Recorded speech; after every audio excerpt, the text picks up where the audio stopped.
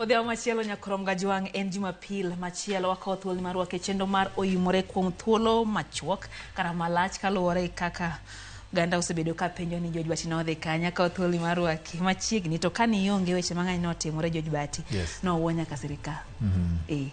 O sirikal aning'ini kana o sirikal to naneno mana ka korin machiegni gi ot moro marachar cha. No yud kan mteja. No simba no rumo gi mach. Gaso we wijo ni ja photocopy mono wijo bed nego iri chapa obok magi wede okoyudore machiegni. Iwacho ni chieng' tho ng'er yiende te bedo mapoth. Ma kata yien manyichung'iyo gi idho. Koro lokore. Pokose kier molwar kucho machiegni anya George Bati. Erokamano nya Lydia kendo poch gi pak kuom bedo mongirore kendo motegno ahinya kelo weche manyien kaka ne wasingo kinde duto te ichopo singo marwa mar miyo nyigwara mogi bedo gi ng'eyo kuom gik matimore kuonde mani machiegni kodgi kod gwenge mamoko bende maboyo miyo poch gi pak in bende. Kotenre kod mano twak osebedo kadhi mbele kaka wuono nyakrom Gajwang' nitiere twak mabende dhi mbele kotenre kod wuoyo kendo walo manyien jotend migepe mabende notim kanyo gi jatend piny Kenya William Ruto kabende kweth mopogore opogore koro golo pachgi moko tamore moko yiego karawere Bati bende pod oramo ne gidwaro mondo kel mana ywech manyien mondo miyo ywech maler. Sama rowere dwa ni kelo ywech manyien jatend piny koni chal ka gima koro romo mondo koro ng'ini oganda jo Kenya gidwaro Kenya machal nade gidwaro Kenya mantiere kod tungni koso Kenya ma kwe nyalo betie owacho ni nosechiwore kendo miyo thuolo jok manitiere kod dwaro mar bedo gi twak mondo giyangre ji obed piny owuo ng'eni awuoyo gi ng'ane to mai winjruok kata ginyalo kete kogno to kete kogno mondo Kenya dhi mbele.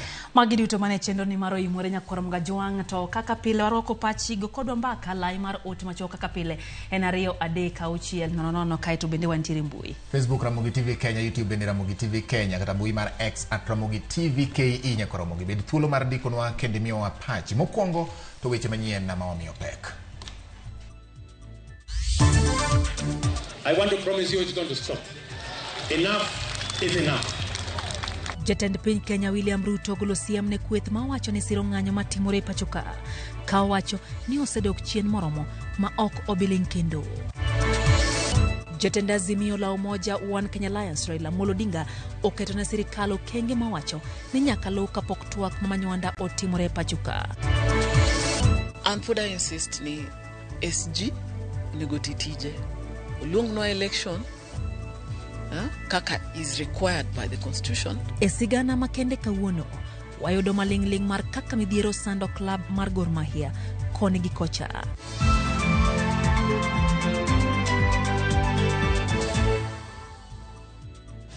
Jaloko marwa en Belinda Adhiambo nyakrom Gajwang' orwaki nyadichiel kendo maen oyimore. Nyinga Lydia Okeyo.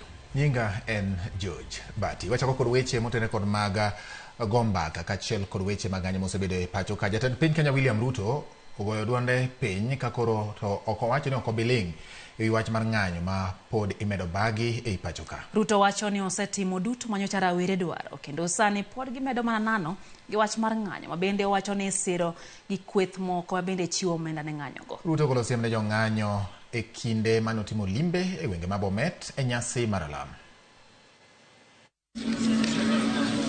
Elimbe mare kaunti Mabomet, jatend piny Kenya William Ruto noyoro e nyasi mar lamo e kanisa mar Chibango AGC e kaunti Mabomet. Bang'e no bagoro mogi moko kuom jodak e gweng'no kama no otiyo gi thuolono mar wacho ni ng'anyo ma osebedi ka ibage thurka koro oromo kendo obiro tiyo gi teko ma katiba omiye mar neno ni ochiwo arita makare ne piny Kenya. Going forward, we will protect the nation. We will protect life, we will protect property, we will stop the looters, we will stop the killers, we will stop mayhem, we will stop anarchy because Kenya is a democracy and we want a peaceful, stable nation. I want to promise you it's going to stop. Enough is enough. Oywak ni gigo duto ma oganda jo Kenya ne dwaro osetimo kama oting'o wito oko kucha paro mar chik mar omenda magana 224 bago twak e yor mbui gi rawere mag Gen Z yor mbui mar X kendo winjo kwayo magi riembe tich jotend migepe kod luongo twak moriwo jogo moya sectors duto ma pachoka ka koro oworo gimomiyo pod rawere go dwaro mana ng'anye pachoka. Walisema tusipitisha finance bill.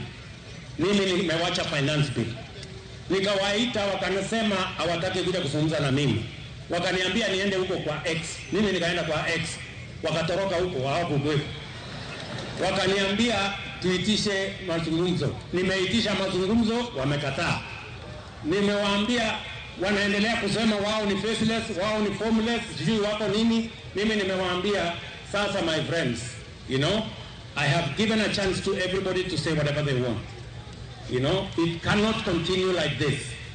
The country is much more important than any group of people. Ruto golo siem ne jogo mwacho ni osebedo kati omenda mag siro ng'anyogo kobono gi mondo giwuog oko elela mondo ginyiso ganda jo Kenya gino magidwaro ahinya te kinde magiramo ni gionge duond buche bende gionge kod jotelo. Those who are marketing, those who are orchestrating this violence, they cannot continue to be faceless. They cannot continue to be nameless.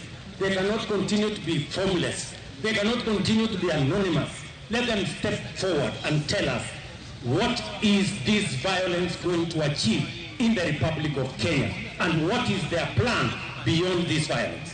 E kinde ni mang'uro osebedo ni sirikal medo donjore kaka jofwambo tiyo tijgi, jatend piny Kenya William Ruto omedo siemo jofwambo ewi weche mag keyo ne jopiny. Kata kamano ne ok ochiwo ranyisi mar jofwambo kata ute fwambo madibed ni tawo tijgi e tok chik. I also want to request the media to report responsibly.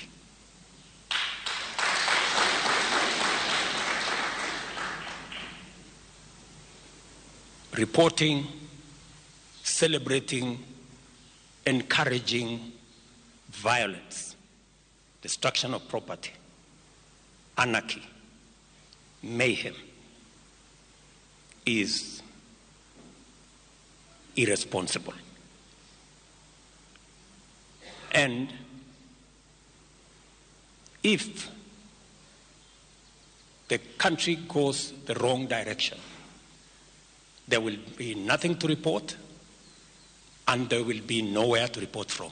Osingo ni obiro luwo chike mapacho ka kendo tawo Kenya e yor demokrasia. Ogai mar ODM Raila Amolo Odinga ogoyo bautan e wach matwak kod piny owacho kendo chalo dwaro auchiel manyaka ketie tim motelo ne donjo e twak makamano. Raila dwaro mondo sirikal ochul anyuola mane neg wedegi e ng'anyo kod jogo mane obila ohinyo e kinde mag ng'anyogo. Kaka jafwambo marwa Chris Owino lero no, Raila omako chung' motegno ni ji ma osemaki e kinde ng'anyogo nyaka koro we thuolo. Apaka mager mar siasa pod dhi nyime kod yiengo yie ma jatend piny William Ruto kod piny owacho mare mar Kenya Kwanza kaka ndalo medo kalo. E ndalo machuok mokalo, jatend piny nen kod geno ni oyudo osiepne manyien manyalo konyo yie marego. Bang' auka mar rowere mag Gen Z fwadhe, ogai mar Azimio Raila Odinga oloko pache kendo goyo ondamo achiel chien ewi osiep e kinde kod William Ruto. Kaka yo mar gwenyo batiso mar nying mar andhoga, Raila ogoyo abautan kendo chiwo dwaro auchiel madito ne sirikal motelo ne donjo e twak moro amora kodgi ewi midhiero mokwako pacho kae. E ote mane ochwal ne ute fwambo kowuok e piny Dubai, Raila dwaro mondo piny owacho ochul anyuola mane jogi owito ngimagi kata yudo hinyruok e lwet obila e kinde ng'anyo mag kwedo chik mar omenda. Dwaro makamano chal kod dwaro mane ochiw kod riwruoge makedo ne ratich oganda odiochieng' manyoro. Rowere kod jopiny mane obila omako dino negi e od ang'ech kendo yawo negi buche bende nyaka we thuolo kendo buche makamago ruch kalure kod dwach Raila Odinga. Ewi mano, Raila dwaro ni obila duto mane otiyo marach kod teko magi e chielo gi magina jong'anyo, jofwamb weche kod apisas mag thieth e kinde ng'anyo mondo omak kendo ochwal e nyim doho. Wich bar machielo ni jatend piny William Ruto en chopo dwaro mag lakteche kod jopuonj mag JSS kalure ni chung' mar sirikal en ni keto e tim dwaro makamago dhi muonyo omenda makore lach. Dwaro machielo madhi kelo amen e kinde kod William Ruto en mano mar chungo kumbo manyien mar thieth mong'ere kaka SHIF kendo dok e kumbo machon mar thieth miluongo ni NHIF. Dialogue is the way forward out of the crisis that we're having today in our country. Ataro kod geno mag ji mathoth, Raila osingo mar bolo tenge dwaro mare mar bedo jakom manyien mar riwruok pinje mag Afrika AUC poni sirikal dhi tiyo kod dwaro makamano e ng'ado bwombene mag kedo ne ratich oganda. Josiasa mag Kenya Kwanza osebedo ka sayo Raila Odinga kuom dhi nyime kod soko wang' piny owacho, kata odoko ni jatend piny William Ruto osebedo ka luoro pinje mag Afrika mar sero ne ombulu kowuok kuom jotend pinje mag Afrika. Okang' ma kamano oseketo Raila Odinga e yo mapoth e kind kwedo serikal kaachiel kod umo dhoge e kinde ma serikal obiro kod chenro ma hinyo jopiny. Okang' mar ogaye mar Azimio Raila Odinga mar chiwo dwaro auchiel madito ne piny owacho motelo ne chako twak kogi kod piny owacho mar Kenya Kwanza koro keto chenro ma kamano e kind Akur Gasumbi mabiro bang' duond bura mar Wiper, DAP kod na Kenya bende thir kod chenro moro amora ma timo twak kod piny owacho ma jatend piny William Ruto. Chris Owino, Ramogi TV, Nairobi.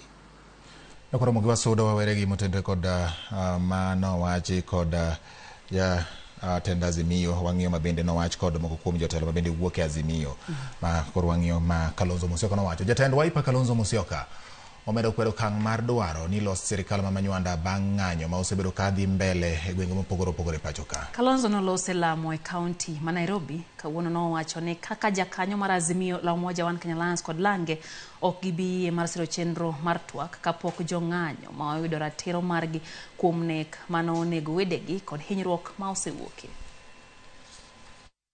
All we want to reaffirm is Azimio is strong and united. You've heard also from Mheshimiwa Raila himself. In fact, I'm surprised. I thought he was out of the country. Wherever he's speaking from, he's talking the language of all of us in Azimio. If we are just to assume that we never lost anybody, we go and shake hands with the government and do whatever, we will be sacrificing our youth. We are standing with the Gen Z and with the people of Kenya, the majority of whom recognize the tremendous dawn brought about by our young people. If they choose to continue with peaceful demonstrations, we do not expect the police to continue with their killing. We have not even finished burying all of them. How can anybody talk of dialogue or talk of anything else? That we are not boarding. That was our thing. And we made it clear, if anybody was tempted to join Ruto's government, they were doing it as themselves. Wadhi nyime nyakoro mogi jopiny kod jodolo medo keto liet ne od bura mondo bi ogo kogno motegno ji ma owale lemo mag bedo jotend migepe mathurka. Jodolo molose lamo mano oyore gi Rigathi Gachagua manjelo jatend piny Kenya e kanisa mar AIPCA Kayole wacho ni pod nitiere to ewi kaka jotelo mayande oseriembie tich nyochako gwel kendo. Reverend Katarebne Bishop David Gikonyo wacho ni nyaka serikal nen matut. Jalup jatend Kenya Rigathi Gachagua to medo kwayo rowere mondo mi ochung ng'anyo kendo gibed gi twak e kindgi kod serikal.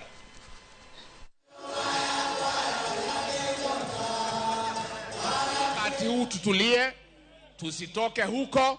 Hii maneno yote inashughulikiwa polepole na hii Kenya yetu itakuja kukaa sawa sawa. Na kwa hivyo mimi ningetaka kumueleza, mnanijua vizuri. Mimi ni mtu ya kusema ukweli. Si mnajua hiyo? Niendelee kusema ukweli nisiseme? Upitishe hii kwa sababu inaenda kuje is already dressed. Si tumewambia vile mtafanya. Na sisi wanaichi tuko tunataka gani? Na hii Gen Z wanasema wataki. Wanasema na sisi pia tunasema. Nimesikia lazima tukue na wakati tunaweka hawa ministers kwa ratiri, lazima tuangalie wenye hawana kiburi, wenye wanakuja kusavu wananchi, wenye hawatakuja kutapikia wananchi, wenye wataheshimu kila mmoja wetu. Kwa hivyo mimi kama mjumbe wa Embakasi Central, mimi na kuhakikishia wakifika bunge wenye wamekuwa na kiburi, mimi sipitishi.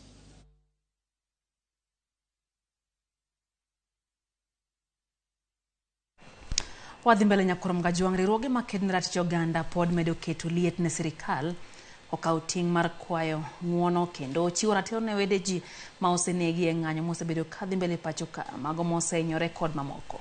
Mage gin moko kuom weche ma adwaro kata magidwaro ka gijiwo jatend piny William Ruto mondo mi okete tim motelo ne twak ma imedo sundi gi kidienje mopogore opogore pacho ka. E kinde ni ma wach mar bago twak e kind jopiny kod sirikal medo nyuolo paro mopogore opogore pacho ka, riwruoge makelo ne ratich oganda onyiso jatend piny William Ruto mondo nyis kendo oyange lela nyinge ji ma osewito ngimagi e lwet obila ahinya e kinde ma jopiny manyo ratichgi kokalo ng'anyo. Eka twak mora mora nyalo timore pacho ka. Preconditions for any dialogue that the president is talking about, that any government first of all acknowledges by name all victims of police killing and brutality that has happened under the watch of President William Ruto. And that goes back to 2023. We are not just limiting ourselves to the current wave of protests. That for us is an irreducible minimum. Ginyiso jatend piny ni mondo twak otimre pacho ka.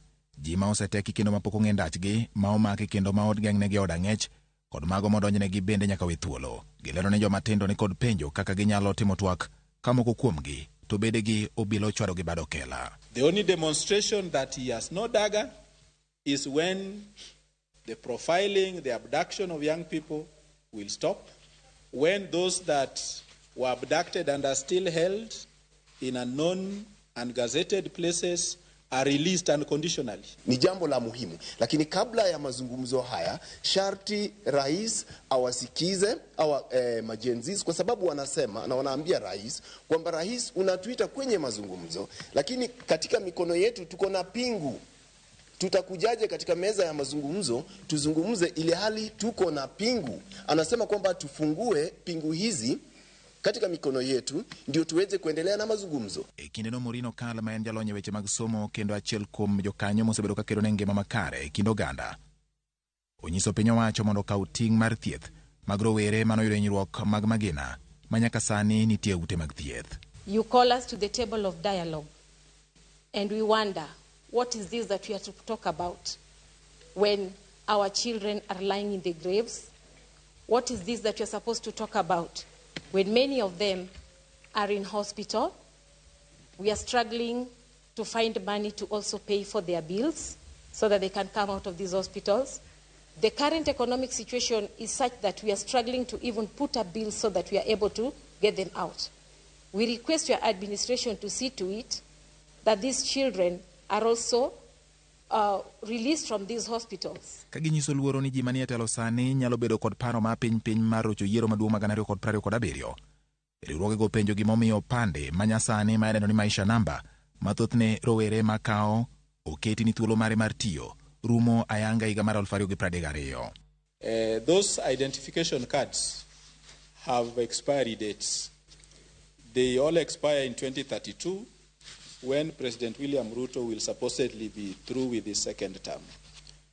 We want an explanation from the government why what has been christened as Maisha number has an expiry date. It raises a lot of suspicions, and one can begin to imagine that there is an attempt to manipulate the 2027 elections in favor of those currently in positions of power.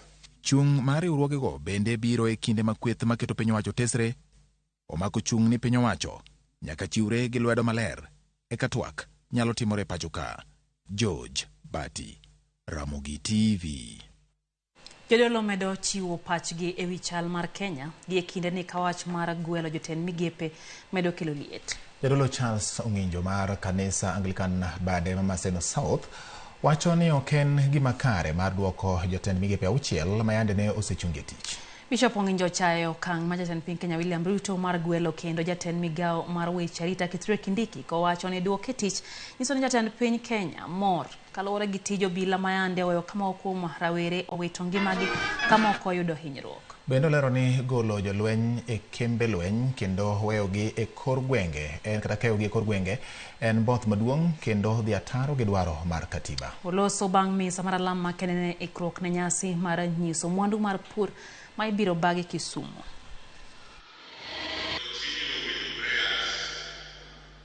the cabinet that he fired, he has rehired half of it. And the people he has brought back are the same people whom people have been crying about. The journalists have been clobbered. Children have been massacred because of police brutality. The police were being presided over by one Kithure Kindiki. We acknowledge he is a brilliant man, but bringing him back to the same docket is as if the president is telling us that all we have been saying and doing are nonsense. My first disappointment is that. The second disappointment is on recycling Aden Bare Duale. So president is endorsing all those things that people think were bad. There is going to be no change because Ruto does not believe in change. We are going to see the status quo, and that is what he advocates for. So the firing of the cabinet was hoodwinking people. And I think what the president has done, he has made people to be more angry, and probably he doesn't want people to leave the protests. He is refueling the protests. And even when he is asking who is really funding the Gen Z protest, I think he is the greatest funder by the kind of actions he's taking.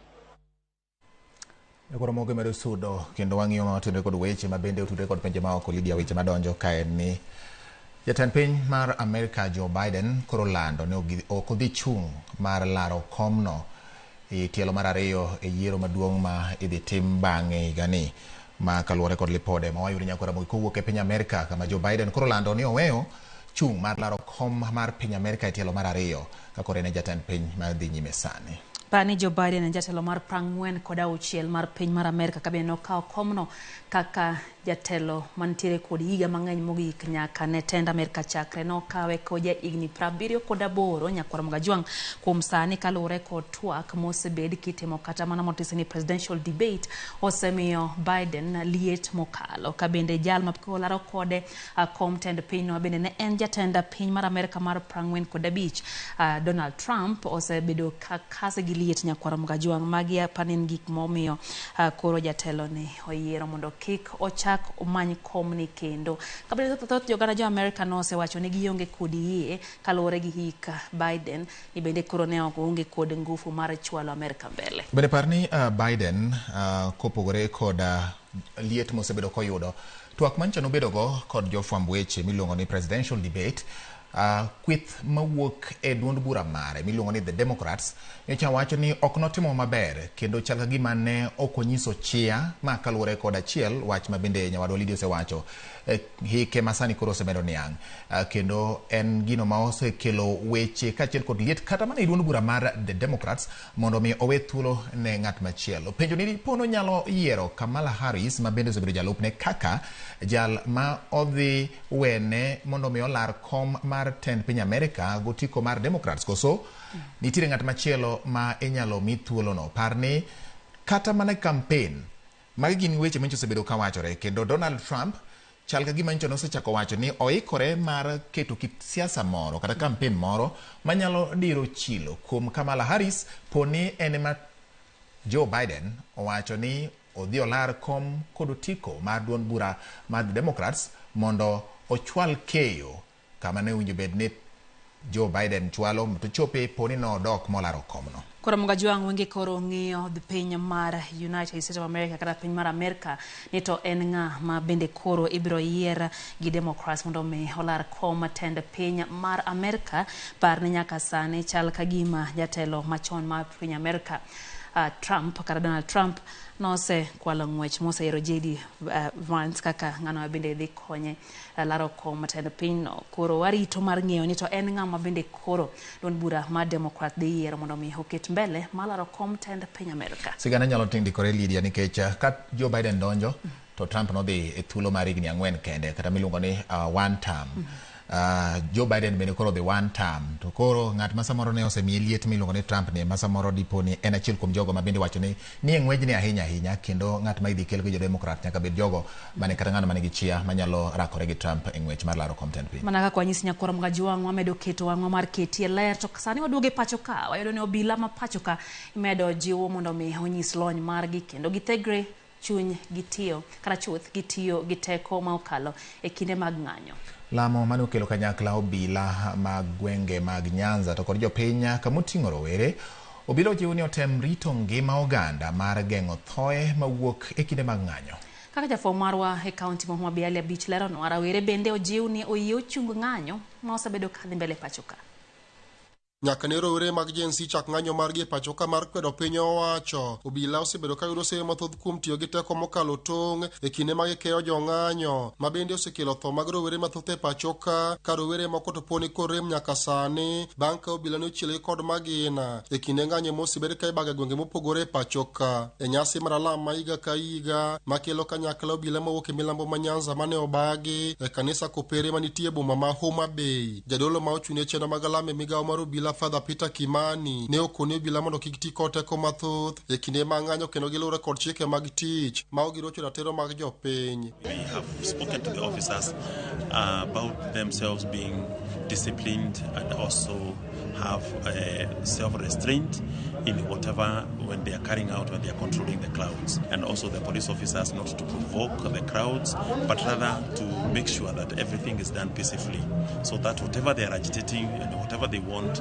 if the government is in a position to handle and to give back and to give what they are asking for, we be all beneficiaries. Do not overuse, do not overstretch the arms that are given to you. Father Kimani bende ne okone rowere ma osebedo ka bago ng'anyo mar kwedo piny owacho e pacho ka mondo kinde mag ng'anyo ma kamago kik gidonje timbe mag maundu manyalo kelo kethruok mag mwandu, kane ojiwo jonyuol e pacho ka mondo los kod nyithindgi kik gidonje timbe mag maundu manyalo hinyogi. Especially when talking with issues of governance, issues of accountability, it cuts across the divide. It cuts across the government, the civil society, it cuts across all even government offices. So let us be there to make sure that we are demonstrating on issues that we, even ourselves, can be able to correct within ourselves, even before we ask the government to correct. That even in our homes, we are able to be accountable parents, we are able to be accountable children, youth who are accountable to their behavior before we even ask the government to account for all those things, because you cannot give what you do not have. We have encouraged the parents to be on top of talking to their children. Jotend arita kwe mane oloso e kinde nyasi mar alamno kata kamano ne okone rowere mag Gen Z mondo koro gichung ng'anyo margi nikech jatend piny osewinjo ywak margi kendo koro dhi nyime gi keto e tim moko kuom dwachgi. Ile ambayo tunaweza kufanya kwa sasa tutafanya. Akavuja, akapeleka mawaziri nyumbani, akasema hizi za CAS toa. Hao kina mama wetu ambao pia tulikuwa tunawapatia ofisi, acha warudi nyumbani.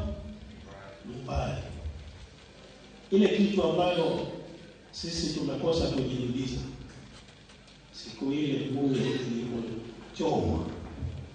Unajua Kenya ilikuwa imefikia hapa. Iingie kama vile Somalia iliingia. Magi timore kama kuom rowere mag Gen Z e kaunti ma Homa Bay to medo seyo jatend piny Kenya kuom ne duoke tich ma kuom jotend migepe mane oseriembo kane garamo ni ng'anyo margi ma tich ariyo bro dhi nyime mana kaka ne osechane. Ne wanyiso Ruto ni okwanyane na ng'ato. We have qualified people from the unknown. A ground ng'at ma onge ng'ama ong'eyo. Who is qualified for the seat? Ka imi position ni mondo mi wayud performance maber. Ok wadwa jok mane osetiyo ma waneno tijegi. Gini watamore kendo Ruto kaka idhini to waneno ka ine mwacha kwa duogoli. On Tuesday we are planning a march. But kon wona jogi nyiso ni government cha podo dhi maran kaka ne oran locha. Kaka jine chandre cha ema pur kaka jine dhi timang'owa dhi chandre. Koro kwa mor gi Ruto ka otugo gi wiwa. Ali Abich, Ramogi TV, Homa Bay. Dakan pario kod abiriyo nyakoro mgajuang bang sadek mar otieno chenro eno imore wakayo macho kata kamano wasingo kao pach nyakoro mgajuang na somo kuom ote kapoko kao yo mokwongo George Bati. Nyakoro mogiro kamano nyakoro mede ketera mogi TV yaneno ka japuonja Jael kata JJ mar Migori kachiel kod japuonj Benada Mara giduto te giketo wangira mogi TV kendo giwacho ni weche manyien molmos giwacho ni giyie ahinya kaka mogi TV kwanye kendo yango matimore pacho kanya ke pinje maoko mane samo timore no erokamano ahinya japuonja Jael kachiel kod Benada Mara kaunti Migori. Kasto Shemu Thoso jawacho ni Bati gi Lydia Mosu am following closely wacho ni Bati mibadhi osebedo tuo matieko tek Kenya ka kendo gin gik manyaka ng'e malongo Bati wacho ni jatend Kenya oweyo dog chien kendo owinj duond rawere. Secondly, aworo kaka Honorable Kalonzo Musyoka sanobedo stiff. I like the spirit. Mogik to akwayo mondo yier ji manyien ok joma oriembi nikech riembo ng'ato e kom nyiso ni samoro tije ok ber. Let him not recycle but oyier joma manyien. Wacho ni benyo chano laro dwaro ni chunye moro ncha geto kom mar inspector maduong' mar obila kata kamano koro weyo. Wacho ni oyudo paro moko jomoko sume mo wacho ni koro were kod weche ko wacho ni iro kamano joma nyo sire manyo paro ni tende nyalo bedo maber. Laro chieng' machielo. Obro laro chieng' machielo piny pok ondieko chak mo.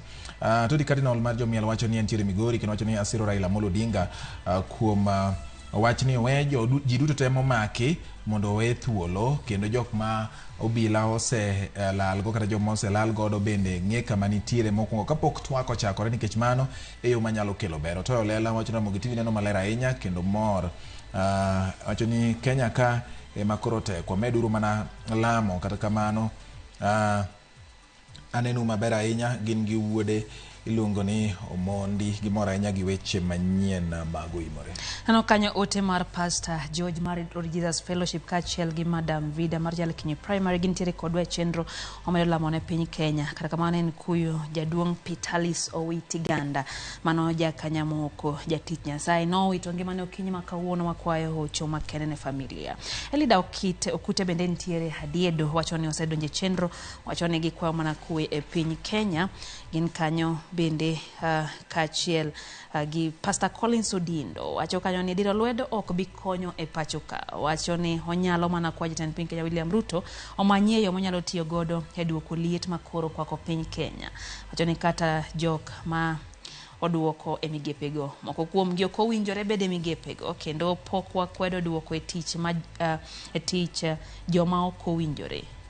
Mano Pastor Collins magi wacho ni jogo mamiyo Voice of Reasoning duol monjo be ni wuoyo to ganda winjero kuma jadolo na bende ote mar jakom Gideon Midega wacho ni nyakwar Dorka Wuodu yo Mogango intie Kisumu wacho ni sasa jok makoro oganda mag jo Kenya dwaro lokruok kendo wacho ni mana ka jakom wacho ni oganda manyocha onegi nyaka miratiro wacho ni embosiro wacha mar Raila Amolo Odinga Mama Sonko Mikae Kiloki wacho ni kawo mos George Bati kae to nyisa kanyo ni ndalo mang'eny ni no misi amora ahinya antiere ka. Haya kae to nyisa gini kanyo gi wuon pare Kevin Adada gimoro ahinya ni duogo kata kamano wacho ni ruoth omainwa yore mwanyalo godo bedo gogi kwe kaka piny Kenya mano Mama Sonko.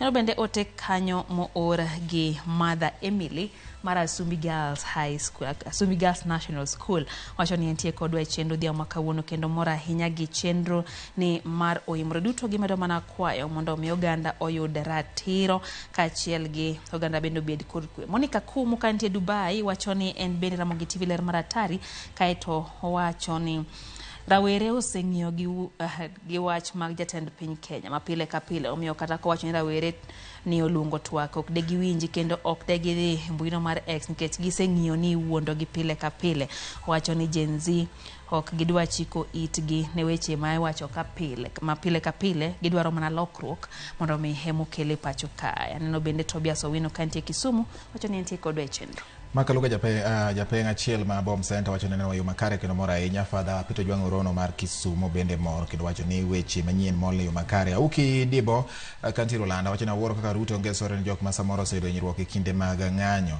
ma okoro jatelo nyisa kit telo makare. Kasto Ramogi Owino Kamino Molo mar Ngodhe wacho ni jakom obed moso ikre ne yiero mag 2027 jopiny dhi medo hinyore kaluwore ni onge ng'at manyalo keto sirikal tese tiyo kod Mr. President ok nyal konyo Kenya sani, mano gima wacho. Kasto Makamu bende wacho ni an bende conditions ma Raila oketo kata ma Raila osegologo mago ema siro lwedo jakom neno mabor, kendo gima wacho no ema koro jo Kenya winjo bed ni tiyo godo. Wacho ni mago gin conditions mochiny kendo onge mindni onge ndekni. Jakom gombo mana mondo Kenya obed gi kwe.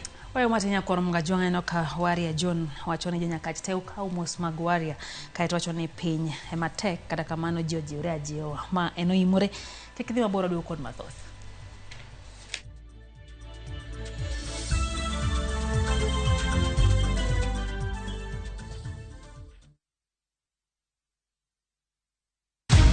Many have been lured into jobs abroad, only to end up in perpetual suffering. I met this girl by the roadside. I wish you saw how this girl is desperate. Nimepata mteja mpya for my bureau. Meet Eunice, a naive village girl who is given an opportunity to go and work abroad by Madam K. Nenda Middle East. Ati? When did you even do the application? But is this really a golden opportunity, or will she be one among too many to be lured into the human trafficking syndicate by Madam K and Joe? The parents are caught in the middle. Will they listen to John's side of the story even as he is caught trying to save his girlfriend? We have to leave this place. Enjoy this unfolding story of Madam K only on viewsasa.com.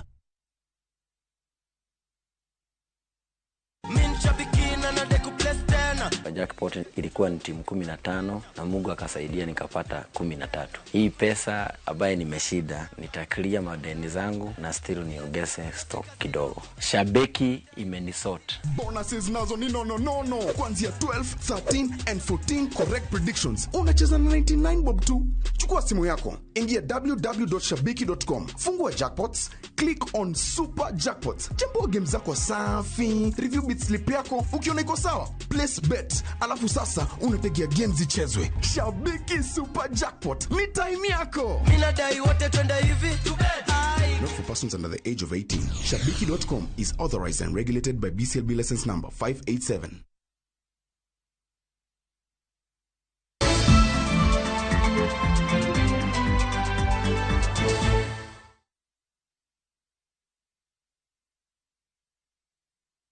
Chini kendo nyakoro mogi wadhi nyime gi weche manyien kama jokanyo e sekta mar somo dwaro mondo piny owacho odwok piny nengo mar somo. Ywak ma kama biro kaluwore gi nengo mamalo mar somo osethiro somb nyithindo manyiri e kaunti ya Migori kod Kenya mangima. Jafwambo marwa Jo Juma nigi ler mar wachni. Piny owacho ka otenore moko mago mag piny owacho osebiro ka kedo kod agete mathoth ma osethiro somb nyithindo go manyiri e pacho kae ma oting'o mako yie mondo oganda kitgi kod timbegi makindegi osekalo kaka mano mar nyange pek moyudo taulogo mag ria kaachiel kod mamoko. Moko kuom agetagi mosethiro somb nyithindogo manyiri ma oting'o mako yie mondo osebiro ka dok piny e kaunti ma Migori. This culture whereby girls think that they have to be reliant on men, that is the culture that we need to shift. That mindset needs to shift.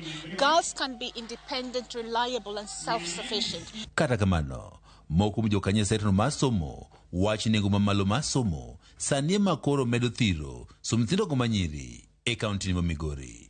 Nyalo biro kanyakla mondo mi wanyalo konyo chiwo school fee ne nyithindo machandore to sirikal be owinjo duok nengo somo piny mondo mi ng'ato ka ng'ato odhi sikul nikech ka ok wasomo to Kenya ok bibedo piny maber. Nengo somo kende, nengo gik moko te ni malo. Jokanyo ge sekta no masomo riko ni wuoyi skund sekondari mar nyiri mar Ugio Gango e subkonti no marongo e kinde nyasi ma wuoyo kod jopuonjre mane olosi kod jopuonje machon mar sikundno ma ong'ere kaka luminae wach thiro manyiri mathoth pod yudo pek e yudo somo. Ka nyithindo setimo penj e form 4 iyudo ka kata mondo gidhi mbele e university sani nengo somo dhi malo kabisa ma nyithindo mae families modhier ok bi nyalo dhi school. Koro government okamin mondo ne kaka nyithindo nyalo somo. Joan Juma na achiel kuom jopuonjego mane osomo e skund sekondari ma Ugio Gango wach ni piny owacho nego duok piny nengo mar somo e pacho kae mondo jopuonjre to ahinya mago manyiri oyud yot e yudo somo. Ka nyithindo biro skul to kochako chulo fee to gikwamo gi e kore. Kore wakwayo ni capitation ma government kelo mondo gisud mondo med bedo mang'eny matin mondo mi nyithindo onyal somo e yo makare. Nengo mamalo ma somo osemiyo moko kuom jopuonjre ok bedie sikul e kinde duto. Gino mosemo kuomgi koro ok tim maber e penj. Ka moko bende chunygi osetho kod somo kendo weyo sikul.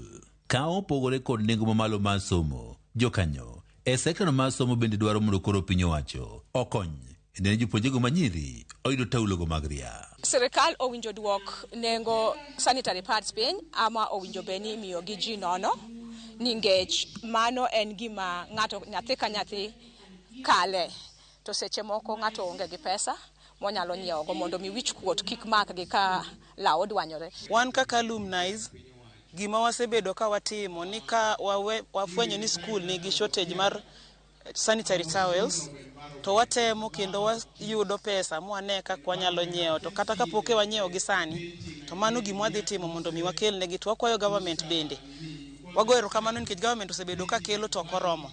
Lipot mawuok kuom migawo mar somo yango ni pod nitiere nyithindo manyiri mathoth malewo sikul e kinde ma gintiere nikech gionge kod nyalo mar yudo taulogo mag ria. Ka skunde mathoth e kaunti ma Migori bende pod onge kod kata chope ma jopuonjego nyalo tiyo godo e loko taulogo mag ria.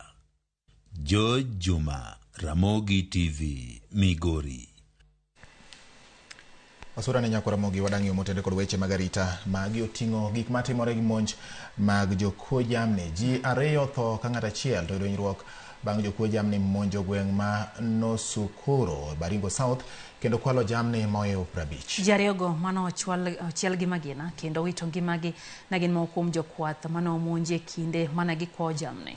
Ringre jogo mane wito ngimagi ne okwany odiechieng' manyoro bang' menyo ma osekawo kinde e bunge makono. Obila no obedo gi pek mag menyo e bunge go ka jokuo jamni pod ne rakore kodgi. Monj ma kamano biro e kinde mag gwenge makono pok obedo kod monj mag jokuo jamni kuom dweche 6 mokalo. Ringre ne ochwale kar kano ringre ma Kabarnet.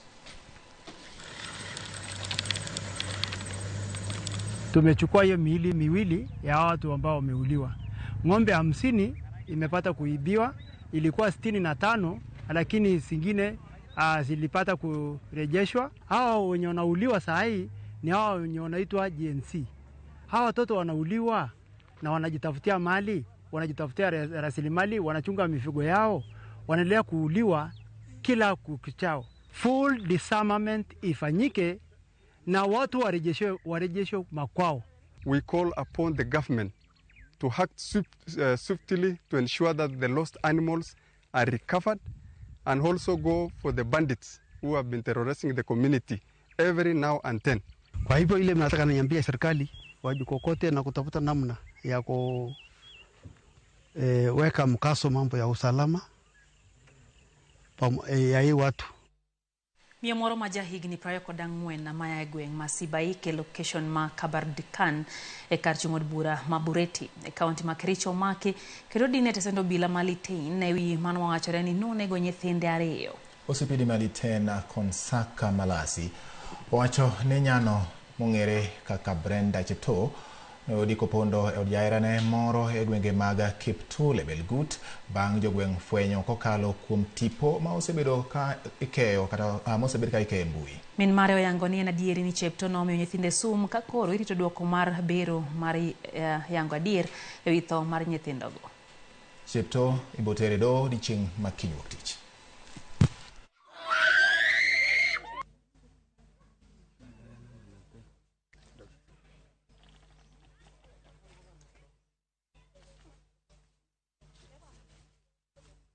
Friday akapotea na watoto. Jana kuna kijana mwenye alikuwa na fence kiwanja hivi. Vile ana fence akasikia mbwa ikipweka. Akakuja tu, vile amekuja akatazama ni mtoto amekuliwa na mbwa. Ni kijana na msichana. Hatukuelewa ya kwamba ni wawili. Vile maaskari waliingia wakatoa mwili wa kwanza ikapatikana mwingine chini. Jana jioni nikakuja nikaitwa hapo Ngaina Road. Nilikuwa nafanya kazi Ngaina Road. Nikaitwa na nyumba 10. Akaniambia kuna maneno imepatikana kwako na kuna mtoto wako nyuma ya nyumba yako. Mimi kukuja nikaangalia kijana amekuliwa na maumbwa. Siku ya leo mwendo wa saa 3 asubuhi tukapata habari kupitia kwa raia mwema huko Kabianga, mahali naitwa Kaptule, ambaye alikuwa ameona kwa mitandao kuhusu kutafutaji wa mama ya watoto hawa, na akapeleka mama huyo kwa kituo cha polisi cha Kabianga, ambao Kabianga wakatufahamisha na maafisa wetu wakaendea na wakahakikisha kweli mama ya watoto ambaye kwa jina ni Brenda Chepto alipatikana huko, na kwa sasa hii ako kizuizini, tunaendelea na uchunguzi. Osuri nyakora mogi engima masani mariekni eyor lony manyasani loko piny warango achiel kuom ranyisigo manyiso ni lony mar loko taka mwandu en gima ber. Yier wich mosetigo mathoth ne okaw kaka taka kendo iwito inyalo med ni ndhadhu ma los mwandu makelo yuto. Ripota marwa Millicent Adhiambo nombeko kod rawera moro e kar dak ma Wathorego makoro loso omenda kendo bero kor lwasi e loko yier wich ma osetigodo mwandu manyalo kelo lokruok. E kar dak ma Wathorego e ward Makajulu e kaunti ma Kisumu, waromo gi Newton Owino ka oyachoko taka mar yiewich kata pis mosetigodo kowuok kuom achiel kuom od dusruok kata salon mosebedo ka otiyo godo e yudo yiewich go. Wuodh tiyo gi taka mar yiewich mosewiti chakore e od dusruok kata salon moro e Rogo Mokwe, kama warado gi Millicent Otieno ma en jasuko kadhi nyime kod tije mar duso mine kaka pile. Ere kaka Millicent ne obedo achiel kuom nyan masani konyo e wuoth mar loko yiewich mosejwang' mwandu. Newton nobiro ira ka to penja ka be onyalo yudo pis ma osetiyo. Tangisa na pisego an ga go to awang'o gi ga mostly. Koro ngisa ni wanyalo go kode business, onyalo biro akano ne pisego kata kosoromo gunia ma 10 kg no kopo to biro to kaogi. Millicent lero ber mogundho moseyudo e tiyo kod lony makama. Danga winjo kamano ber na nikech koro kata hewa maluora kae ber nikech yudo ka nabiro ga kata koro mogodhiambo tawang'o pis e taka ni kacha. Ta winjo ka mina gi complain hiro no thingowa. Koro sani ngene tinde okaweng kasechoko tayiweyo takete gunia takano e kabat kacha. Arito ni Newton biro kawo. Wuoth makama ok chakre mana e salon to rumo gi kanyo.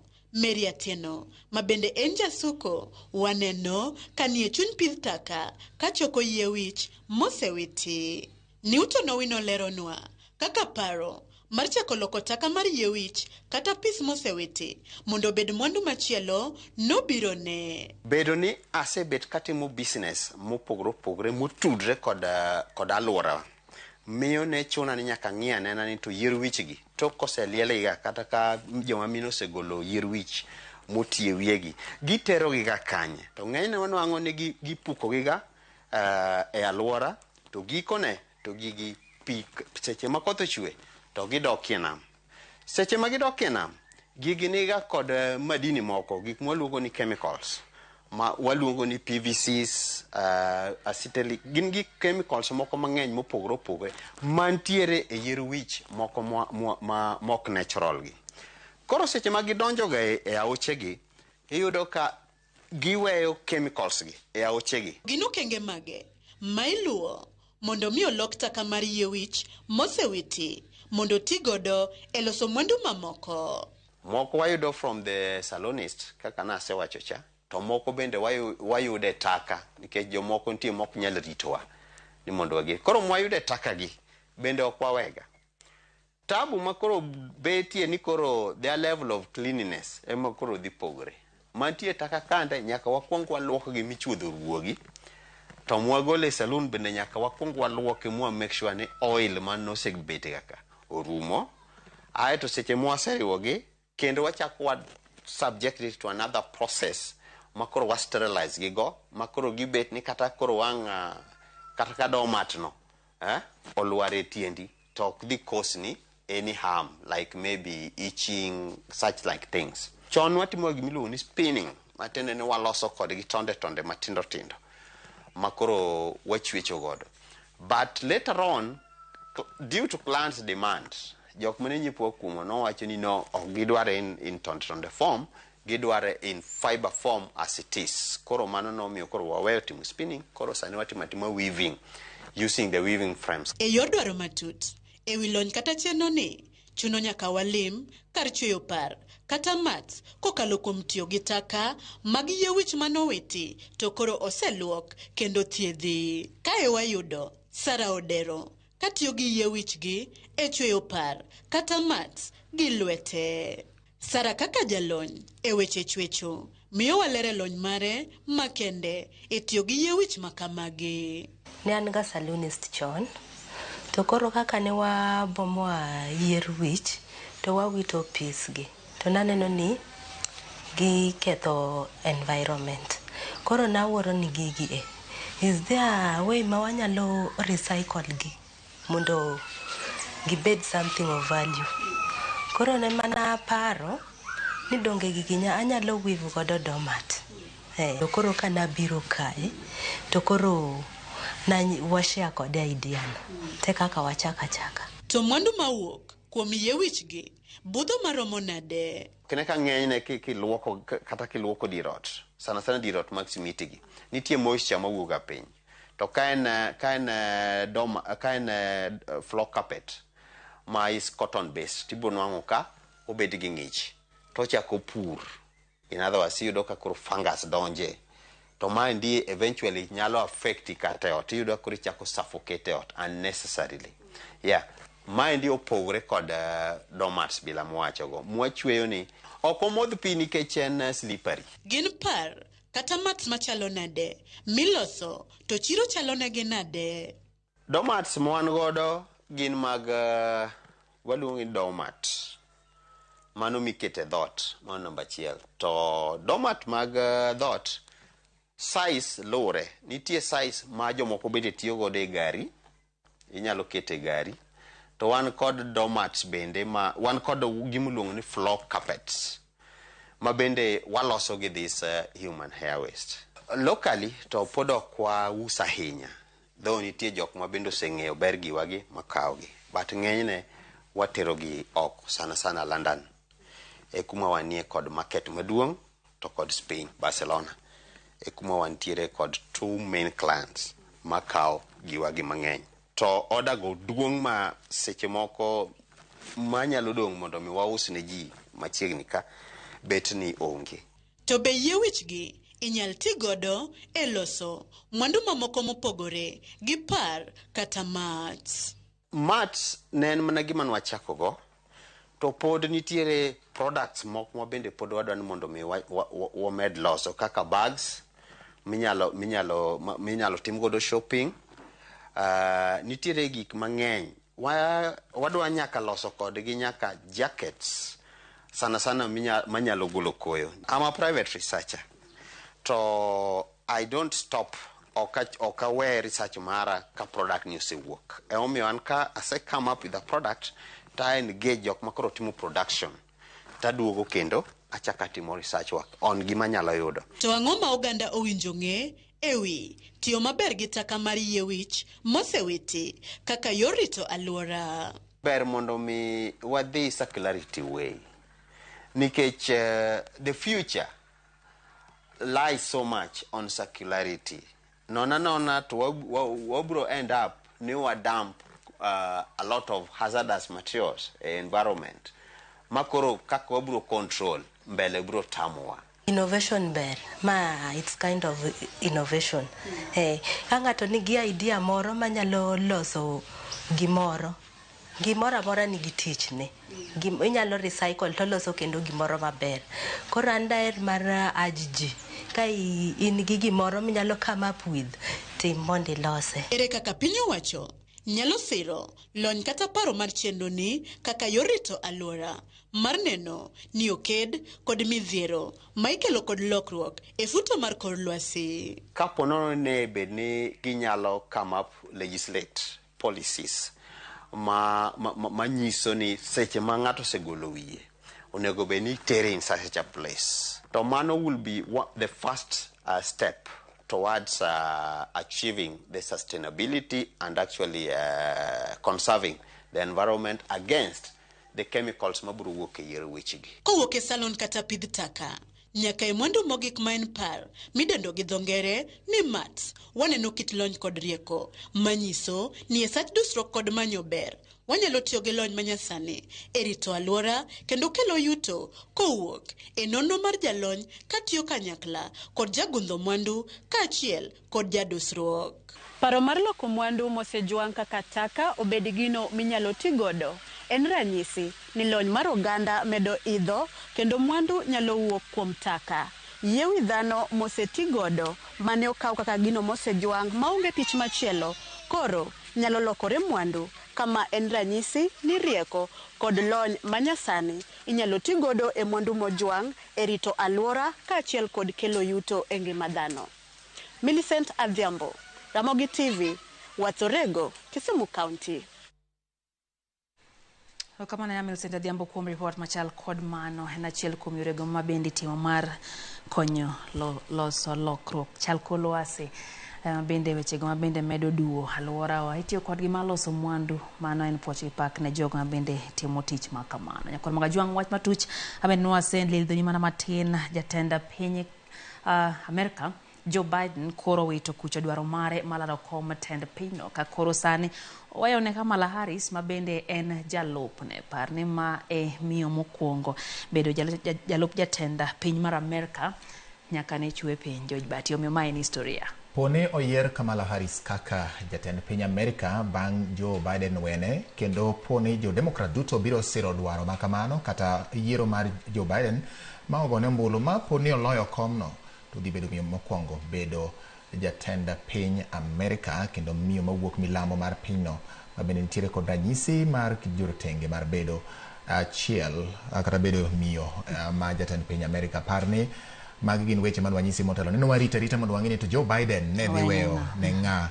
mondo mofuadh bendera mar duond bura mar Democrats yiero mabiro madwe mar 11 higani. Ma timore e kinde mathuolo machuok kende kaachiel kuom jofwambo ogo simo ka gipenjo paro ma Donald Trump to nigodo. Donald Trump wacho ni en achiel kuom gik mane oseng'e ni nyalo timore ni ka Joe Biden noweyo to nyalo wene Kamala. Wacho ni Kamala en achiel kuom jok mayombo yot mano kaluwore kod Donald Trump bende achiel kuom jalar kom mar piny Amerika e kom mar tend piny. Debe mabro wuoyo donge George Bati. Nyaka e debe koro debe mabro pogo wach. Koro mgajwang' mana kaka George Bati onyisi ni Kamala Harris en ranyisi mar jogo ma bende odak e piny mar Amerika man gi kido mar jorotenge. Wuon mare en Jamaica kaeto min mare e piny mar India. Omiyo ma en historia kaluwore ni kata kite ok en kit ja Amerika hie en kido mokiki kuom ma en nyiso ni en paro abende nyalo miyo ganda mamoko ma bende ok gin jo Amerika hie riw lwedo Kamala Harris. Paro mathoth medo donjo kanyo ni nyalo pone gi nyalo sire lwedo kaluwore gi kaka kite en kato bende ok mana kite kende nyakoro Mgajwang' ma en jalonyo wechego mag chike piny mar Amerika pano osebedo Attorney General mar California 2011 nyaka 2017 bang'e no obedo senator kendo mar California nyaka 2021 kama bende Joe Biden noyiere kaka jalupne kendo parni bende Kamala Harris George Bati osebedo nyaka jatend piny mar Amerika kuom saa 1:25 makane oyudo ka Joe Biden ne dhi e thieth moro miluongo ni critical thieth mane bende nochwo nyaka nodhiye kata kamano kar chika namba deka kare 25 mar Amerika nyiso ni nyaka koro noket ng'ato obed kaka jatend piny ma kojolo kuom thuolo no mane bende notime thieth makamano. Omiyo Kamala Harris oken wende wechego mag siasa gi wechego mag telo en tiere kod lony mararia ma nyalo bedo historia ponono ni oyiere kaka jatend piny mar Amerika. Kiwinjo ka Lydia wacho wach mar critical nyiso ni en thieth ma samoro duoko mare okoyangore ahinya. Koro nyaka ibed ni ikore ni poni gimoro timore to nitiere ng'at miweyo mondo mi omakari ma onge obanga kata rot moro mabet e telo mar piny. To bende nyaka ramogi gima nyaka koro kwano ma nyaka go gi jogo ma samoro siro lwedo Kamala Harris ma bende gin jo Democrats kaachiel kod jo piny Amerika mamoko en ni samoro pek ma oneno e sirikandni inyalo biu e wi Kamala Harris kaluwore kod ni ne ginie telo achiel kod Joe Biden ma bende koro osewacho ni ogo bade piny kendo koro odhi laro kom mar piny Amerika e tielo mar ariyo yiero madwe mar 11 ma higani. Kata kamano pek ma kamano nyakwar Mgajwang' ne Joe Biden osetemo kendo nyiso ni gisetiyo e yo makare kamoting'o keto chike moko ma bende osetawo piny Amerika e yo ma owinjore koting'o koda ka keto chike magayo tiyo marach gi wechego mag bunde kata magina duto nowacho ni e kitelo margi gin mana gikwongo keto chik mokwongo nyaka ne chwe piny pinyno mar Amerika kaeto bende ne gikedo kod tuo makoch mar COVID-19 kata coronavirus ma bende notieko oganda e pachoka kende piny mangima. Giwacho ni en achiel kuom gigo ma bende mantiere kod pek mane gitime yo mowinjore kendo ne gikonyo kedo kod tuono kaachiel gi Kamala Harris omiyo nyiso yie ma entiere godo kendo wacho ni ochui mar piny Amerika bende nitie ndalo mane oyiengni kaluwore gi ochui mar piny mangima wacho ni noloyo kata economic depression ma bende nobede kinde mokalo omiyo wacho ni entiere kod yie ni gisetiyo makare kaachiel Kamala Harris kuom mano kaka bati osewacho nyakwar Mgajwang' waketo wang'wa ni to koro debe bro yiero nang'o ka bende Trump Donald to osetemo kanyo kendo wacho ni en to koro oyudo kumodhi kale mayom makar kamano oganda jo Amerika bro nyiso ani to gibro yiero ng'awa jojwa. Lili ng'eni nyalo paro ni e kinde ma Trump ni e telo nitiere moko kuom sir moko mane biro ne pinje mamoko mano wach ni idwa dwok piny mondo sirikal mar Amerika okete kinge kaka gitiyo kod chenro magi. To kopogore kod mano osiep e kind piny Kenya kod piny Amerika odwa nena ahinya e telo mar Joe Biden ahinya to bang' jatend piny masani William Ruto nichane donje telo kama achiel kuom limbe mosetimo limbe maduong' mogik en dhi e piny mar Amerika kendo twak achiel kachiel ka gin kamoro achiel kod jatend piny Amerika Joe Biden ma bende nokete achiel kuom jotelo mag pinje Afrika manok mosebedo ka dhi e pinyno ka sama gin e telo kaka gin e loch magichiw twak ne oganda achiel kachiel kowuok e piny Amerika. Obro ketie ng'iyo nyakwar Mgajwang' pani nitiere oganda jo Kenya bendo dak e pinjego mag Amerika omiyo wantiere kod dwaro kendo ng'iyo ni oganda nyakwar Mugi bentie kod dwaro mar ng'iyo gigo duto matimore pinyno kuom mano kaka nwasingo bedo wang'i kod iti mane mobro timo kendo kaka kinde medo dhi waketi e ng'iyo nyakwar Mgajwang'. Oyo matin George Bati. Oyo ne matin nyakwar Mugi ka penjo maduong' ka mapi penjo gi Winnie Mbuya japuonj to bende piny Amerika oikore ne telo mar ng'ama miyo kopo ni otimore to dhi bedo sigana japuonj ojanga opande bende neno wayo makare kendo mora ahinya nyakwar Mugi. Liya we wakawa kwa ywe gi kanyo nikech thuolo to ka waduogo pod wan gi weche mamoko koting'o weche mag tuke kik dhi mabor nyakwar Mugi.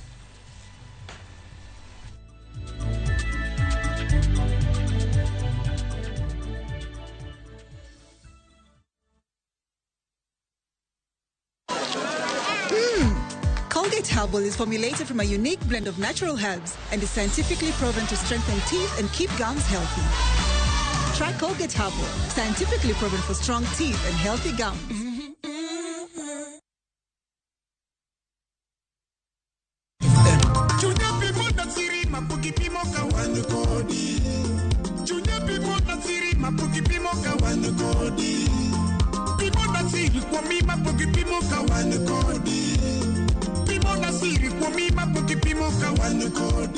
Ma an abongo jaka bwana kaka ung'eyo mondo mi yud thuma mar Promise of Love kaka skiza tip idio star 860 star 416 hash Ramogi TV e od jothum duto.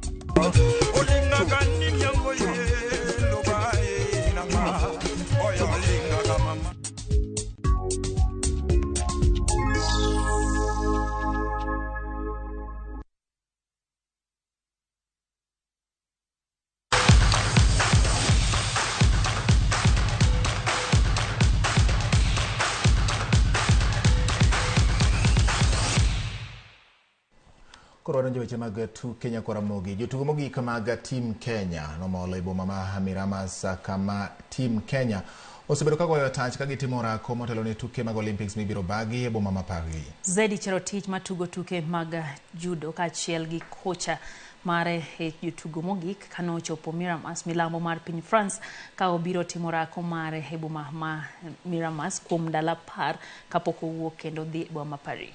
Zedi jotugo mokwongo wuok Kenya kendo yuoro e tuke mag Olympics koting'o kada kotugo tugo mar judo. Jatugo mano yudo tiko nikech chung mar jotuge listi kara chung mar jotuge listi lero ni obiro timo manyalore mar ting'o nying Kenya e tuke mag Olympics.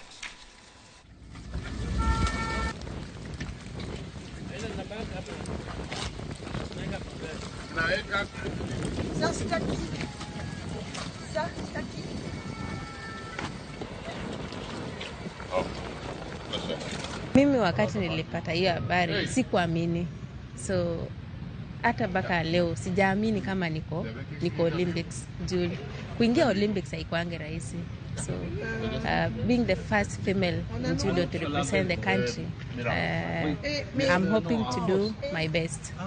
Wakenya watarejea mambo mazuri, since especially in judo. Judo ni sport ingine inakuanga imejificha, lakini we hope for the best. Yeah.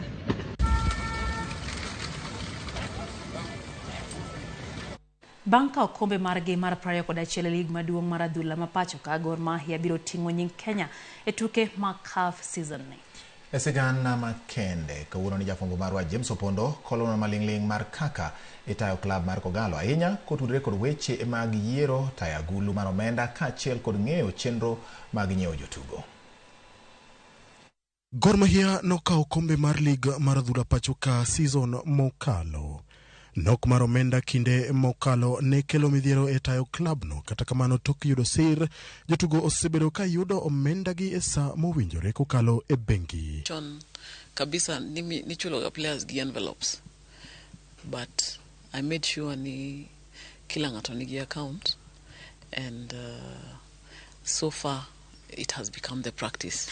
Everybody gets their payment through the bank as opposed to envelopes. Mi yudo ni kiani ng'ato no mi pesa nus, kiani no bedo nade. So players ni safe gi pesa magi yudo. Kano wegina Mogi TV, jakeno Dolphina Odhiambo lero ni Gor Mahia nigi thuolo mar bero choko mag omenda ka ok okalo e kembe machiwo sir kende kata choko omenda kokalo kuom jokogalo mabire pap. Gor nigi capacity mar loso pesa en owuon makata inyalo ng'oni kata mana sponsorship ok nyal bedo a problem nikech one gi avenues mag loso pesa aside from gate collection. Kata gate collection bende nadwa ni mondo natemo sana mondo wabed gi system mar ji nyiewo tickets online kaito gi scan, but that one was also fought. To en ang'o mane ochwanyo jokogalo momiyo tinde ok giyuore tukegi mathoth kipimo gi higni 4 mokalo. Ntiere time makoro ji nowol nikech nogi mor gi kaka weche club ne dhi. An bende ng'eni nochopo point ma I decided to just fold my hands and take a back seat nikech ntiere jok moko mane paro ni an ema kelo tungni e Kogalo. But koro the fact ni na take a back seat bal adoka ling ayua mos changes mane ng'ato nyalo kwano ni osetimore. Bang' konyo klab mar Kogalo oloyo okombe season mokalo, Jonathan McKinstry nogwetao kendo kao ting' mar tayo tim mar Gambia. Leonardo Martins mawuok e piny mar Brazil nokao ting' mar tayo Gor Mahia, kata kamano duoko ne ok obedo makare tuke mag Sekafa. Sani endi podo temo pata potea, you know, and some of these things you cannot chance them like that, but let's give him time nikech podo nyien angeni with time he will have learned his lesson and known who to field where and at what time. and if he needs beefing, which I know we need beefing, especially a striking department. Nyiepo mag jotugo osebedo gino ma johera mag Kogalo osewuoye ka moko kuom jotugo mayudo thuolo mar tugo ne klabno donjorega Gor Mahia e riwruok matayo tuke mag adhula pinje duto FIFA. Jotugo kaka Adama Keita, Jules Ulimwengu kaachiel gi Yangayai Sandos ekelo midhiero ne Kogalo. Jok ma osebudho ahinya e club, kata jok mose learn those tricks of how to maneuver agents and to do, we should stop engaging those people. Ma deber kata ni a club wang'eyo ni who are the agents ma wadwa tiyo godo as far as scouting is concerned. To jok ma dhi kao directly bende wa mi agents gi angono recognition mondo we do it properly. Yiero e Gor Mahia osekelo ywaruok e kuku mar telo e klabno.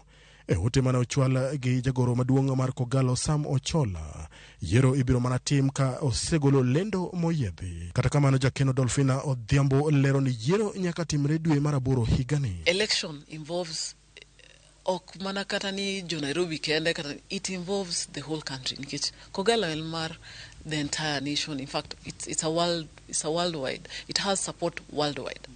Koro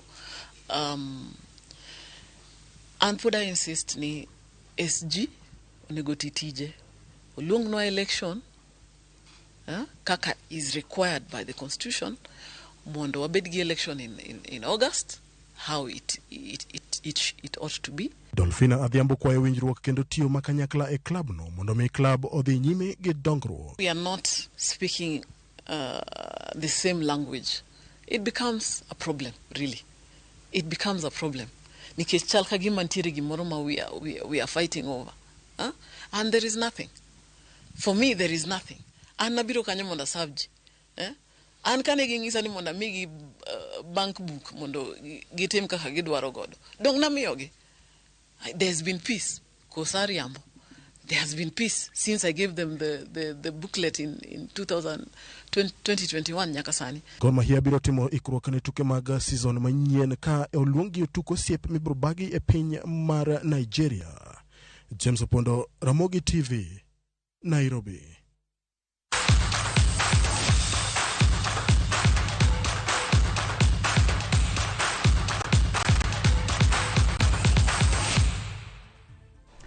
Ikanye mwatieke chendo ni nyakoro mgajuang mar hoyi morero kamano kuom kete mana kaira Ramogi TV paro medo wuok mathoth kabene George Batin tero ganda bende medo golo pachi ko trendre gi siasa kaachiel kod weche go manyien ma bende no wakelo e chendo ni mar hoyi more. Aneno ka Ken Msafi wacho ni gin kanyo gidagi Nyasumba dani pok onindo ne pod ng'iyo siasa mag pinje mag Amerika. Ona vula jali wacho kanyo ni en bende entie kodwa kata kamano neno kogongero kanyo kata kamano ntiere gino mabendo udhiro kacha ero kamano. Edio Yuga wacho ni entie kodwa kaito neno ka wuod mwalimu Hillary mano kanyo dereba mar kipindi luongo ne Philip wacho kanyo no ruaki kendo omor neno wangi kendo kiduogo no wacho ni kom no bedo na ahinya. Ngeni ato gima mor ni murito na kom kata poni yamo ne goe kamano yamo goyaga maber to duga andenyo rai koro amora ahinya Lydia gi Philip wuod mwalimu. Akum Solomon mar kibi wacho ni Joe Biden ko weyo to Kenya ka be jopuonjre weyo ne joma moko bende kasto okomoro apasa wacho neno yo makare abia nyongo bende wacho ni mora inya kodwa gi weche manyien achiel kachiel Ramogi TV ochopo ne makare. Neno bende engineer Ben Ochieng wacho ni Raila Odinga oyie kony piny Kenya. Mibadhi sani ng'enye pacho ka telo bende ok ni makare oyie kony piny Kenya. Yule jamaa to wacho ni entie Kisii loud and clear. Odhiambo Days yani ni kachi wacho ni kanyo gi Minu Florence kod Jared kachiel gi Wuda Duen wacho kanyo ni omora ahinya gi weche manyien. Kevin Orutomano pastor wacho ni en pastor mar Orembero Maler Church Ugis wacho ni weche gi manyien manyien kendo mor ahinya gi chenro. Pastor Elizabeth mar Bongo Glow Church wacho ni entie kodwa gi yuago Elsa Juang Amadi mano mama bende nonindo.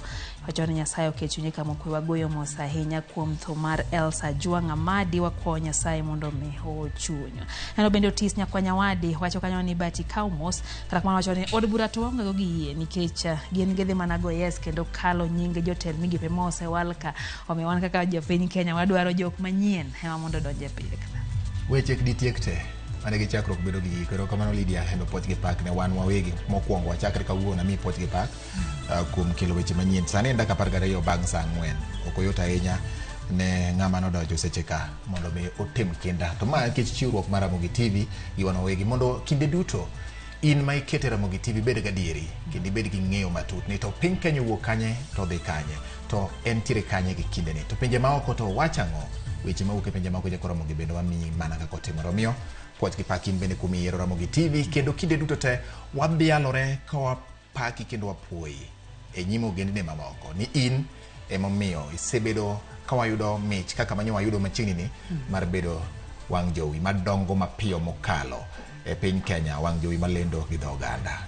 Mano mana nikech sir mari Nyakwaro Mgajuang Tabil wacho ni kaumos mano Tabil Juma wacho no mor ahinya kuom weche gi manyien kaka wakelo gi nikech Sir George Batie ne wagoero kamano ne reporters wa duto e counties mona ni weche gi ochopo ne yo makare ne wan kanyo gi Ken Muga e newsroom kacha kachiel gi studio ka wasebedo gi jaloko wa Belinda Adhiambo anyisi ni dereba mar kipindi luongo ni Wuod Mwalimu Hilary mano Filipo Chieng gi lange kamoting'o Kevo Wuod Siaya giduto giwacho no kaumos ni maber Nyakwaro Mgajuang nyinga Lydia okay. Nyinga en George Batie Otieno Mokwe rito sana.